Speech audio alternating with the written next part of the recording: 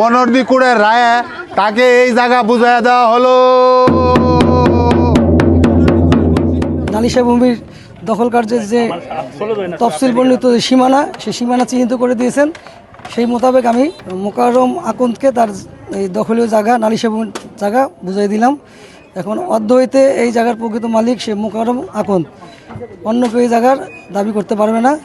আর যদি অন্য কেউ এখানে অনুপ্রবেশ করে তাহলে মোকাররম আকন্দ সে আইনানুগ ব্যবস্থা নিতে পারবে। ঢোলের মাধ্যমে আমরা এই গ্রামবাসী এবং সকলকে এই আদালতের আদেশটা আমরা পুনরায় অবগত করে যাচ্ছি। 2013 সালে এই জায়গা নিয়ে আমাদের মামলাটা শুরু হয়েছিল। এই জায়গাটার মধ্যে তারা ধরুন আওয়ামী লীগ ক্ষমতায় ছিল।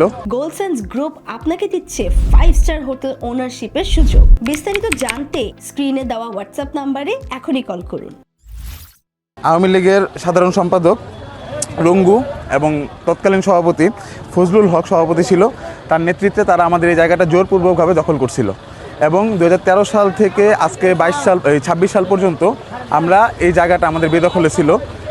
আমাদের বেদখলের আমরা অনেক তাদের সাথে বসার চেষ্টা করছি, কিন্তু আওয়ামী লীগের সময় তারা তাদের ক্ষমতার প্রভাবে তারা আমাদের সাথে কোনো সমঝোতা করে নাই বা আমাদের সাথে বসে নাই। কিন্তু এই 5ই আগস্টের পরে ছাত্র জনতার অভ্যুত্থানের পরে আমরা কোর্টে মামলা করার পরে আজকে আমরা সুষ্ঠু বিচারের মাধ্যমে আমাদের জায়গা আমরা বুঝে পাইছি।